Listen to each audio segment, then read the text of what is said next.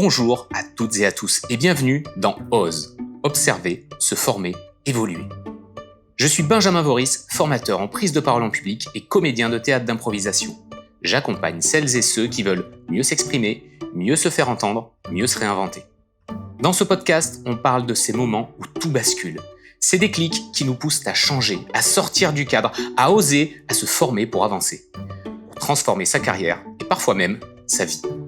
Dans OSE, je vous emmène à la rencontre de celles et ceux qui ont osé ce pas de côté, des personnes qui ont franchi ce cap, et aussi de ceux qui les ont aidés à le faire, formateurs, coachs, mentors.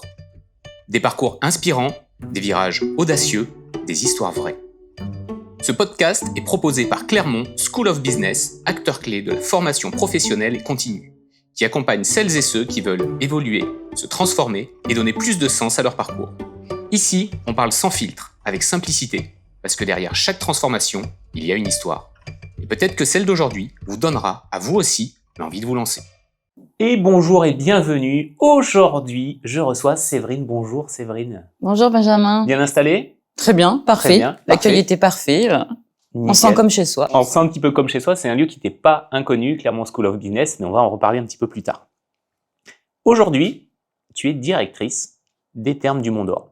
Tout à fait. On va en parler un petit peu aussi en détail. Avant d'en arriver là, est-ce que tu peux nous parler un petit peu de ton parcours ? Alors, mon parcours classique, j'ai envie de dire, même si je ne sais pas s'il y a de parcours classique ou pas.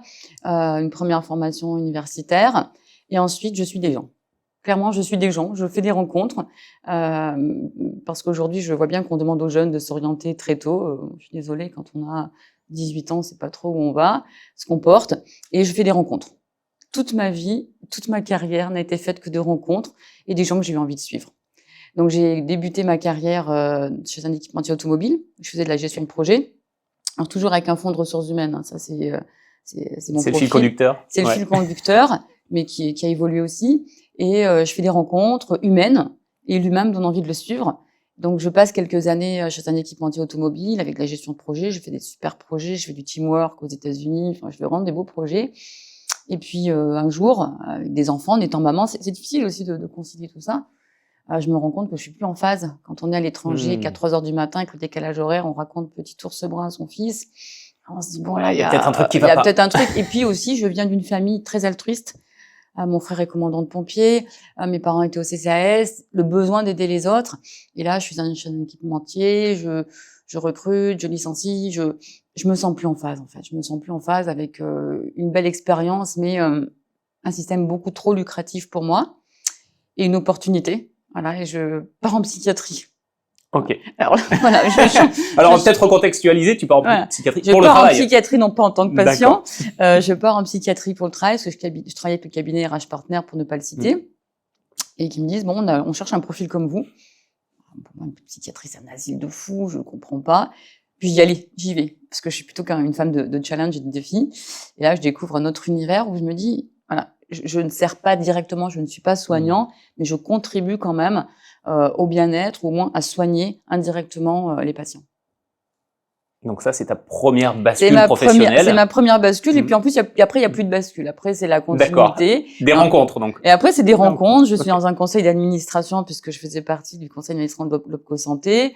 Je rencontre un directeur général qui me dit, on cherche un RH. Ok, pourquoi pas. Et vraiment, ça a été toute ma carrière. Alors pas un fleuve tranquille, plutôt une rivière auvergnate, où je rencontre des gens et je les suis. Génial. Et ben ça tombe bien parce que justement dans OSE, nous on aime bien explorer ces instants où justement il y a une bascule, quelque chose qui se passe. Ça peut être une prise de risque, ça peut être une rencontre. Est-ce que toi tu as vraiment un moment charnière de ta vie qui pourrait s'inscrire dans ce cadre-là ? Alors oui, changer d'environnement complètement quand on est en poste. Alors, je suis un gros équipementier automobile avec plus de 100 000 salariés dans le monde. On est bien, on a une certaine assise. Ouais, la bascule, elle se fait là. La bascule, elle se dit, je passe dans le médico-social, dans le sanitaire. Parce qu'on a beau avoir envie de faire plein de choses, est-ce que c'est un environnement qui va me correspondre ? Ouais, là, c'est une vraie bascule. C'est une vraie bascule aussi parce qu'en termes de salaire, je décide aussi de revoir mes conditions, mais parce que c'est là. parce que c'est là. Et là, il y a une vraie bascule, il y a une vraie prise de conscience. Et là, les planètes sont pas encore alignées, mais je commence à attraper une petite planète qui va venir s'aligner sur mon chemin. Donc là, c'est une vraie bascule, changement d'environnement complet.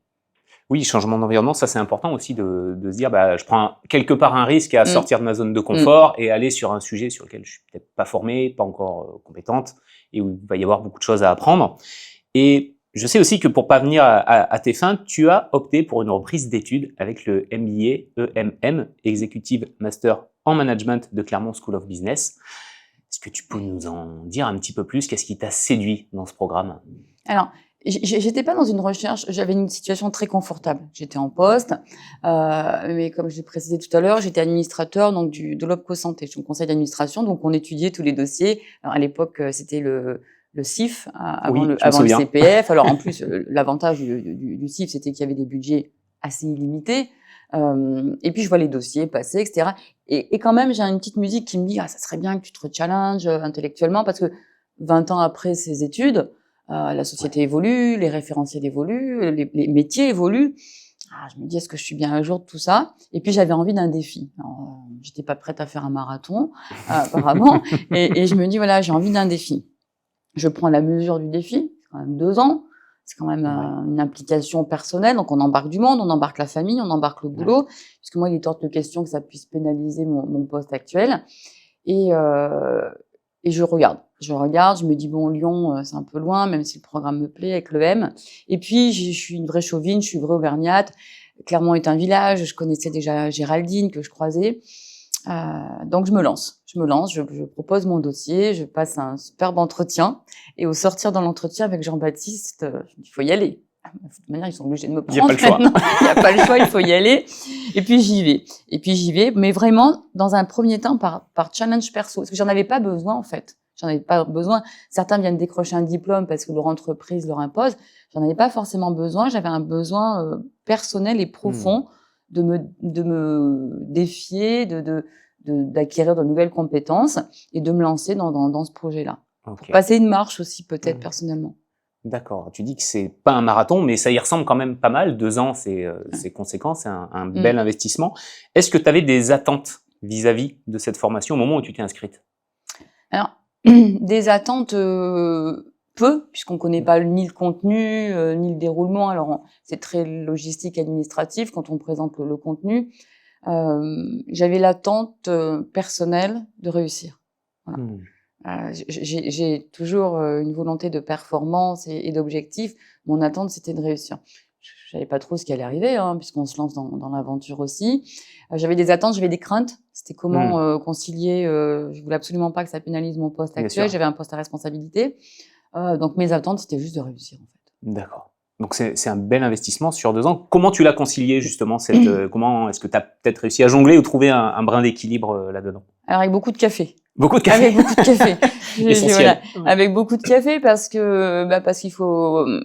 Alors quand on est une femme, et je voudrais pas genrer tout ça, on est une maman, on est une femme, on est une professionnelle, donc il faut déjà équilibrer tous ces pans. Il était hors de question pour moi qu'il y ait un des pans qui pâtisse de ça. Donc un gros manque de sommeil, clairement, parce qu'il faut travailler. Je remercie vraiment les professeurs parce qu'ils m'ont laissé partir quelquefois en courant des cours. Je pense à Brigitte Nivet en RH. Je me rappelle d'un conflit social où on m'appelle en disant faut venir tout de suite. Je pars en courant du cours mais c'est le risque aussi quand on est en poste. Alors c'était plus simple aussi pour moi puisque mon poste était à 2 kilomètres à peine. Donc voilà, Clermont-Ferrand, c'est très agréable aussi pratique. Quand on y habite et qu'on y travaille, c'est pratique. Alors il faut là concilier. C'est un petit peu régressif aussi parce qu'on se retrouve en mode étudiant. On crée un petit groupe, une petite caste, des rencontres justement, des rencontres absolument extraordinaires, que ce soit avec le corps professoral ou avec mes camarades de promo. Et l'équilibre, il se fait naturellement parce que ça nous apporte tellement, c'est une vraie richesse. Par contre, il y a un écueil, c'est qu'il faut en effet ne pas laisser de côté tout le reste parce qu'on se ferme un petit peu dans un groupe où on se retrouve en mode étudiant, on boit des cafés, on sort un petit peu, etc. Donc il faut du café et mieux dormir par contre. D'accord. Tes conseils pour les suivants. Très bien. Quand on discutait avant de faire cet enregistrement, on a abordé un petit peu le sujet du syndrome de l'imposteur. Oui. Est-ce que tu peux en parler un petit peu de ce syndrome de l'imposteur? Alors, le syndrome de l'imposteur, c'est un grand mot. Si Si on prend Psychologie Magazine ou autre, tout le monde va en parler à un moment ou à un autre. Je voudrais pas, encore une fois, genrer ce syndrome, mais il paraît, d'après une étude d'Harvard que j'ai lue récemment, que 90% des femmes à poste à responsabilité le subissent. Alors, est-ce qu'on le subit parce qu'on le décide ou pas? Moi, j'ai attaqué dans un milieu très masculin. Très masculin. Oui, équipementier automobile, forcément. Exactement, où je gérais des projets, donc il fallait que j'amène des équipes. On était très, très peu de femmes à l'époque, parce qu'il y a presque 30 ans. Donc forcément, on est une femme, on est plutôt jeune, en plus on est blonde, excusez-moi la petite anecdote.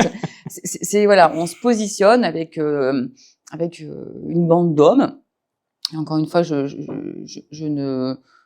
pour moi, les collaborateurs sont totalement asexués. Mais malgré tout, voilà, on arrive dans cette situation. On sent un petit peu, voilà, je dois faire mes preuves. Ces messieurs-là ont peut-être déjà fait leurs preuves et moi, je dois faire mes preuves. Donc, du coup, on redouble d'énergie, voilà. Et en fait, c'est un moteur, ce syndrome. C'est plus un moteur, c'est pas une tare, c'est pas une lacune, c'est plus, moi, j'ai essayé d'en faire un moteur, de dire, OK, tu le vis, t'as l'impression d'être un peu décalé. Et puis, encore une fois, comme j'ai suivi des gens, je me disais, mais est-ce qu'ils sont bien sûrs que je suis à la bonne place? Parce que comme c'est des rencontres humaines. Et du coup, il a été présent, mais, il m'a permis d'être encore plus performante. Ok, donc c'est plus la question de est-ce que je le subis ou est-ce que j'en fais une force en fait. Et alors, étant plus jeune, on le subit parce qu'on doute de soi en début de carrière, on est en plein doute, on rejoint un grand groupe international, c'est un gros monstre en fait qui est devant soi, puis on intègre en tant que sa petite personne ce groupe-là, on se retrouve avec beaucoup de projets, encore une fois je parlais de l'international tout à l'heure, avec des gros projets, moi j'ai amené des équipes à l'étranger, enfin sur des gros challenges. Et on est sa petite personne, on se dit comment je vais les accompagner. Donc oui, au début, c'est un doute en début de carrière, mais je pense que le doute peut habiter tout le monde. Et puis un jour, on décide d'en faire une force, en fait. Ok, génial. Est-ce que le MBA, il y avait une petite part aussi de mon petit syndrome de l'imposteur, je vais peut-être me former ou reprendre des études ou asseoir, entre guillemets, de manière un peu officielle, ma légitimité? Alors, je voulais réasseoir. Je voulais réasseoir puisque je n'avais pas à rougir de ma carrière. J'avais des postes très, très agréables, à responsabilité. Mais je pense que je voulais me prouver, encore une fois, que je pouvais réussir. Et puis, je voulais aussi vérifier quand même que les compétences que j'avais pour le poste actuel, elles étaient en adéquation avec les attentes.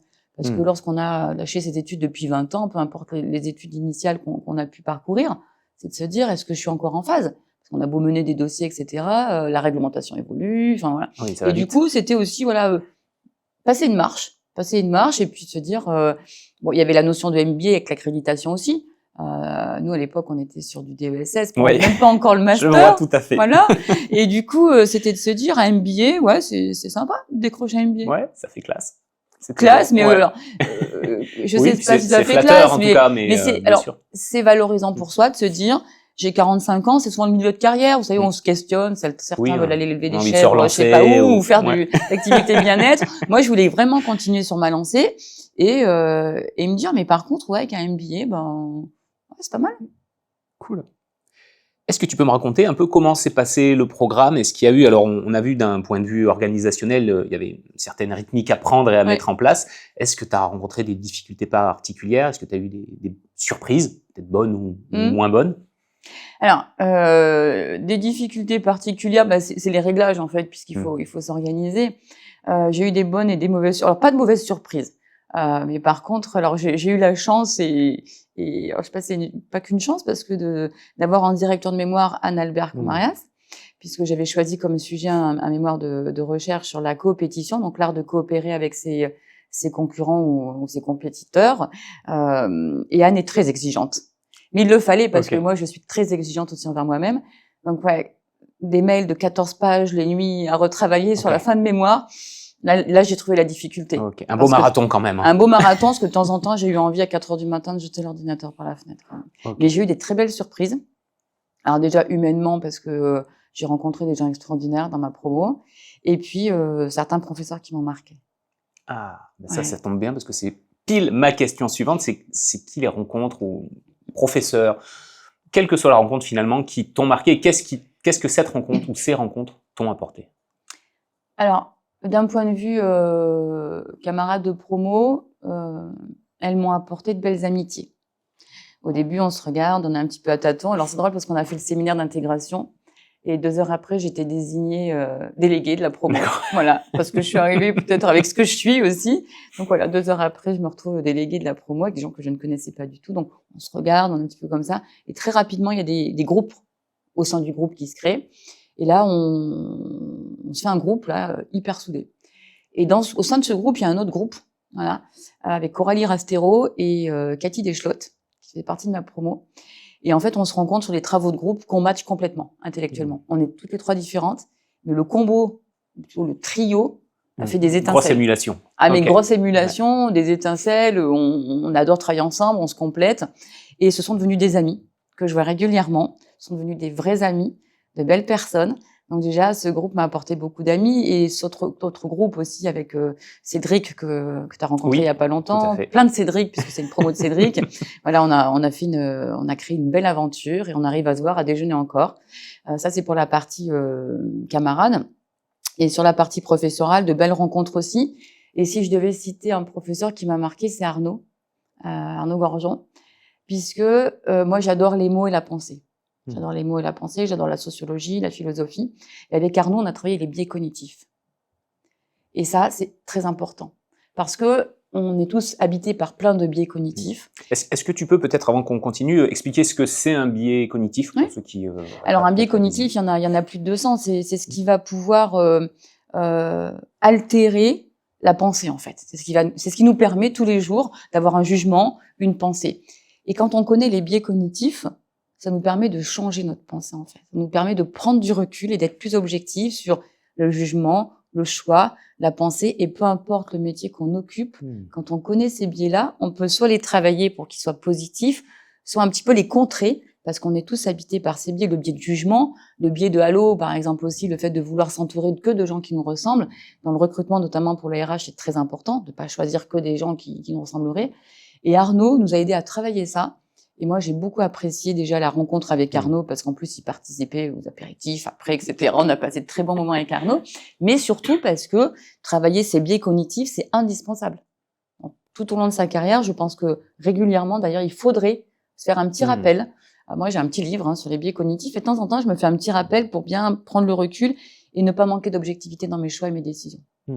Ok, c'est vrai que les biais, ils ont tendance justement à nous faciliter la vie dans certains cas parce qu'ils nous permettent d'arriver plus rapidement à une décision, mais dans d'autres, ils vont justement biaiser une prise de décision. Est-ce que tu aurais un exemple d'un biais qu'on retrouve ou quelque chose d'assez courant? Alors, je pense que le fait de vouloir s'entourer que de gens qui nous ressemblent, c'est très confortable. C'est-à-dire que voilà, on reste entre nous, c'est presque de l'entre-soi.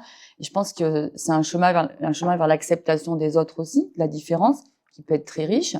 Je pense que ça, c'est un biais important qu'il faut travailler et s'ouvrir vraiment sur d'autres horizons, d'autres personnes et voir comment on peut arriver à une complémentarité. C'est quoi l'impact concret que toi, tu as ressenti une fois que tu as achevé ce MBA? La fatigue. La fatigue. Non. Et la dépendance au café. Et la dépendance au café. Non, l'impact, il est très personnel. C'est-à-dire, j'ai réussi. J'ai passé 2 ans. Fierté. J'ai passé 2 ans avec, alors, l'avantage aussi du MBA dans cette configuration, avec le MM, c'est qu'il nous permet de travailler, de continuer son activité professionnelle, donc on n'est pas coupé. Donc l'impact, c'est vraiment cette réussite-là de dire, je l'ai fait. Je l'ai fait. J'ai en plus rencontré plein de gens, j'ai appris beaucoup de choses. Je l'ai fait. Vraiment, j'ai réussi et j'ai atteint l'objectif que je voulais atteindre. Et j'ai appris beaucoup, j'ai appris énormément. Ok. Et en termes de perspective ou d'opportunité, est-ce que ça t'a ouvert des portes à l'issue de ta formation? Ça n'a pas changé grand-chose. Puisqu'encore une fois, moi, j'étais en poste, j'avais pas besoin de ce diplôme. Mais par contre, ça m'a permis d'avoir certainement une meilleure assurance. Alors, on vient pas chercher une carte, on vient pas chercher son diplôme, on vient chercher une expérience et ça dure quand même 2 ans. Donc on fait un vrai travail sur soi aussi. C'est pas je prends des notes en cours, je fais les partiels, etc. Oui, je rédige un rapport. On vient se chercher soi-même parce qu'il y a toujours un petit voyage intérieur exactement pendant ces 2 ans. Et c'est l'impact, c'est je l'ai fait. J'ai passé ces 2 années. Elles m'ont coûté personnellement, elles m'ont coûté quelquefois physiquement, physiologiquement aussi, mais je l'ai fait. Donc une certaine forme de plénitude. Voilà, j'avais cet objectif, je l'ai réussi. Par contre, l'impact sur mon poste, il n'y en a pas eu vraiment, mais on a passé une marche. Tu as parlé un peu de travail intérieur, c'est super intéressant parce que est-ce que du coup derrière ça, il y a des traits de ta personnalité que tu as dû renforcer, peut-être tempérer? Est-ce qu'il y a des choses que tu as dû adapter pendant ce cursus? Oui, il y a pas mal de choses, mais ça, on le fait tout au long de la carrière. Le cursus nous a permis de le travailler. Déjà les rencontres, la différence qu'on peut avoir avec et puis les travaux de groupe. Hein. Quand on est en travaux, donc nous on était souvent en trio. Il faut savoir aussi savoir travailler avec ses collègues et puis s'adapter. Alors nous on a eu la chance que ça matche et que ça s'emboîte directement, donc c'était assez incroyable. Moi ça m'a permis aussi de me canaliser un peu, je pense. Voilà. J'ai 100 000 idées à la minute. Je suis plein de oui, ça oblige un peu à ça oblige à se recentrer puisqu'il y a un ouais. objectif, il y a un poste à tenir à côté. Donc ouais, ça permet aussi de se mettre un peu sur les rails. On a fait des études aussi sur des entreprises extérieures, de découvrir pas mal de choses. Donc oui, ça permet aussi de se poser beaucoup de questions tout au long de la formation. On parle beaucoup d'être à sa place ou pas, c'est-à-dire est-ce que je suis bien à la bonne place, est-ce que j'ai fait le bon choix? Et ça, j'en ai jamais douté. Ah, t'en as jamais douté. C'est marrant parce que j'allais te demander justement, avec le recul, si tu pouvais adresser un conseil à la version de toi-même qui peut-être hésitait à entamer le cursus, qu'est-ce que tu lui dirais? Je lui dirais de refaire la même chose. Okay. Je lui dirais de refaire exactement la même chose. Après, il y a un moment où c'est le moment. Je pense qu'il y a dans la vie, c'est un petit peu comme ça. Il y a un moment où c'est le moment. Là, c'était le moment pour moi parce qu'il faut quand même avoir conscience, il faut avoir une certaine liberté et disponibilité psychologique. C'est-à-dire qu'il faut être bien dans sa tête. Il faut être bien dans sa tête et bien dans sa peau. Si on a une charge mentale incroyable, je pense que ça peut être difficile. Oui, rajouter quelque chose en plus, ça va pas simplifier. Il faut pas rajouter une contrainte à des contraintes. Il faut être dans un certain équilibre. Je pense qu'il faut être aussi dans un certain équilibre familial. Tout à l'heure, je parlais de la vie de femme et de maman. C'est important de dire à tout le monde, attendez, là, je m'engage sur 2 ans. C'est pas rien. C'est pas rien. Hein, donc ça va bousculer, là. il faut qu'on soit prêts tous à l'organisation parce que c'est une organisation de famille aussi. Et puis il faut être prêt psychologiquement. Il faut être prêt à se dire je suis disponible pour faire rentrer d'autres personnes, pour faire rentrer du temps. Il faut vraiment être très disponible pour s'engager dans le cursus. Est-ce qu'il y a une question de maturité aussi Oui, je pense. Ouais. Alors il y a une question de maturité. Je dirais presque qu'il y a même une question d'intelligence situationnelle, émotionnelle, voilà, qui doivent rentrer en ligne de compte. Oui, il y a une question de maturité où je suis prête en fait. Ça y est, je suis prête à y aller parce que si on n'est pas convaincu à 200%, clairement, il faut pas y aller par contre, parce que on va pas suivre les cours correctement, on va pas s'impliquer avec les autres correctement. Et je pense que d'un point de vue du corps professoral ou de la promo, il faut avoir cette disponibilité-là pour les autres. Ok, oui, un vrai engagement. Oui, un vrai engagement, tout à fait. Okay. Est-ce qu'il y a un conseil que tout le monde donne, mais que toi, tu ne suivrais jamais? Un conseil que tout le monde donne. Alors ça, c'est la colle du jour. Ça, c'est la colle. Un conseil que surprise. tout le monde donne. Ouais. Alors oui, ne t'inquiète pas. Je ne supporte pas. Je ne supporte pas. Alors, enfin, c'est pas que je supporte pas, parce que c'est très bienveillant quand les gens disent ne t'inquiète pas. Mais quand on dit aux autres ne t'inquiète pas, je trouve qu'on nie ce que ressent l'autre. Forcément, si la personne s'inquiète, c'est qu'elle a forcément une raison de s'inquiéter. Donc, c'est pas le fait de supporter ou pas, mais je trouve que dire à une personne le conseil ne t'inquiète pas, pour moi, c'est pas un conseil. Le conseil, pour moi, c'est pourquoi tu t'inquiètes? Est-ce que je peux t'aider dans cette inquiétude? Voilà, ou pas. Mais ne t'inquiète pas, je trouve que c'est nier totalement le ressenti de l'autre. Ah, c'est intéressant parce que dans tous les propos que tu as depuis le début, je ressens, moi en tout cas, une certaine intelligence émotionnelle qui est assez poussée.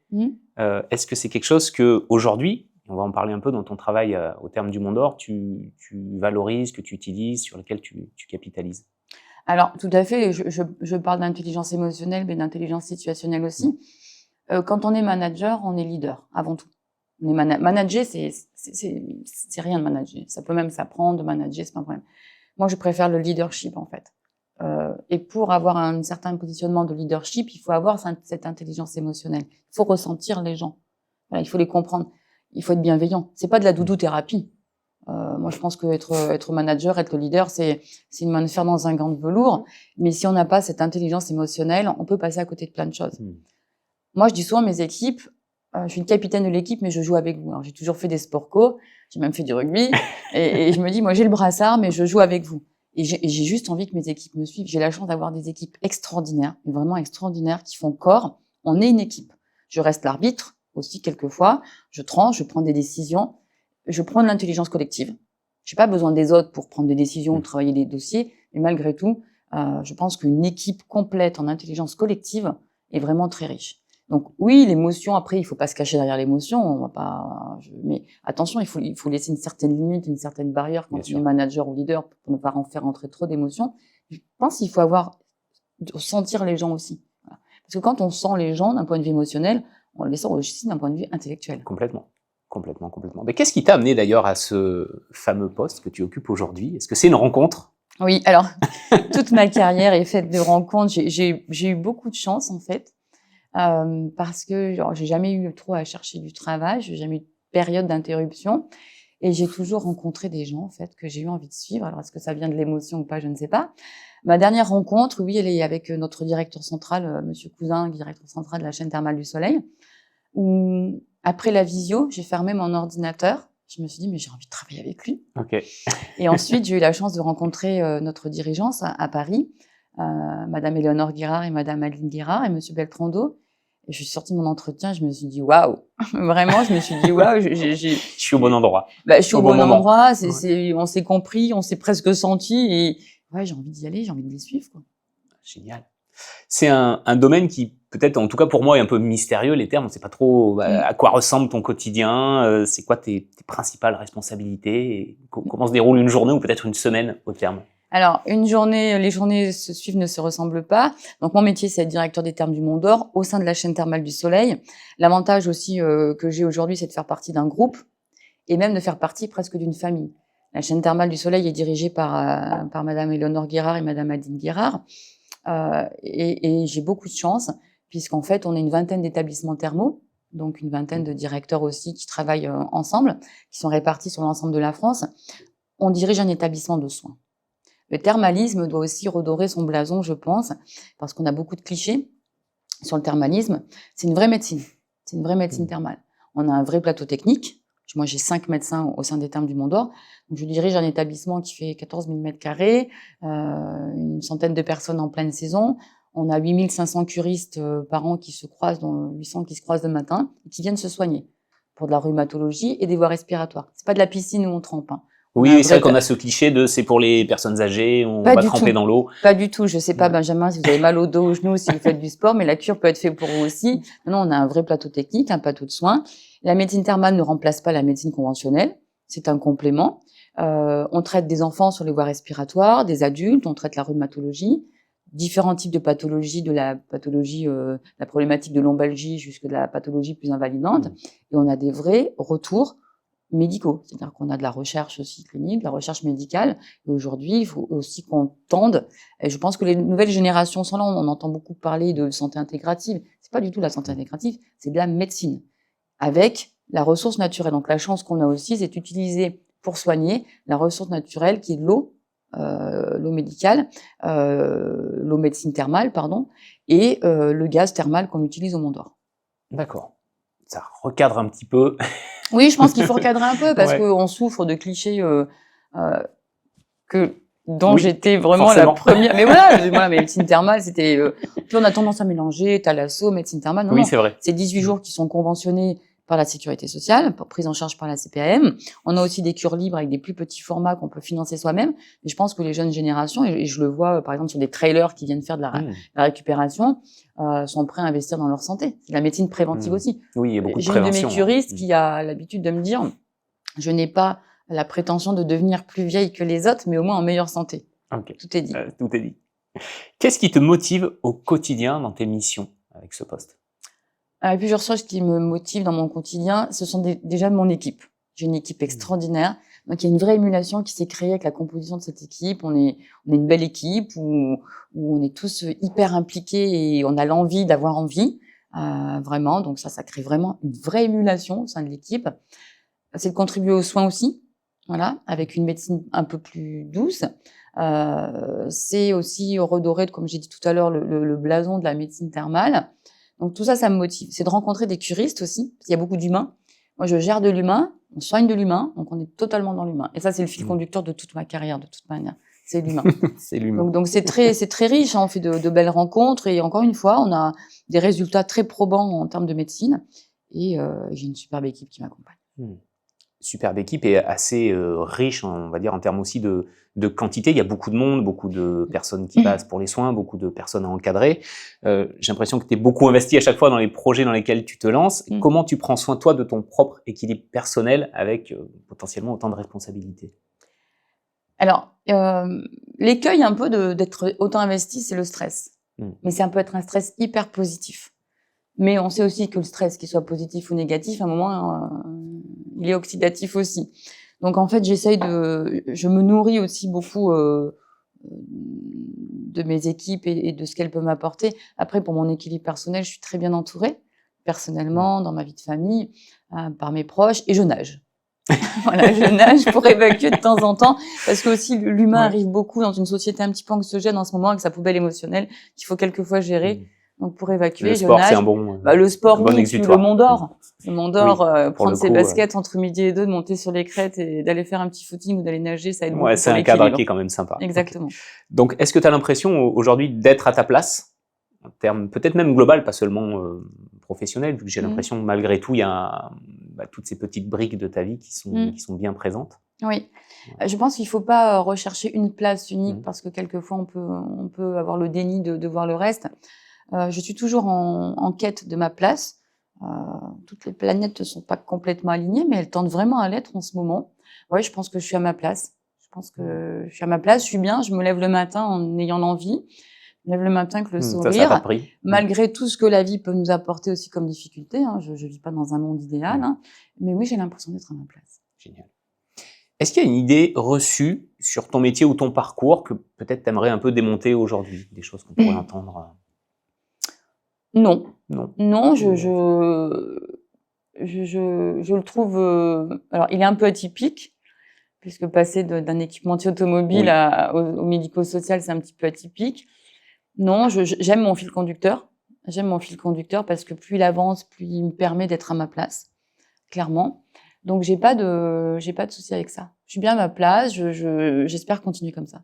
Ce qui est déjà pas mal. Merci. Je te propose un petit challenge 1 minute chrono pour répondre à un maximum de questions. Tu réponds au tac, pas besoin de développer, en un mot ou deux. Tu es prête? Prête. Allez, on va en savoir un petit peu plus sur Séverine, c'est parti. Tu es du matin ou tu es du soir? Les deux. Les deux. Ah, un livre qui t'a marqué? Le Petit Prince. Le Petit Prince. Une chose que tu as apprise trop tard? Une chose que j'ai prise ou que j'ai apprise? Pardon. Une chose que tu as apprise trop tard. Prendre soin de soi. Ah, prendre soin de soi. Le pays que tu as adoré visiter? J'aime beaucoup les Antilles. Et le pays que tu adorerais visiter? Le Mexique. J'espère en novembre. Une personne qui t'inspire au quotidien? Les enfants. Non, ils m'inspirent pas. Quelquefois, une personne qui m'inspire au quotidien. Alors moi, j'aime beaucoup les humanistes, les philosophes, Edgar Morin et André Comte-Spondy. Une appli sur ton smartphone dont tu ne pourrais plus te passer? Une appli sur mon LinkedIn. LinkedIn. Un objet que tu emportes partout?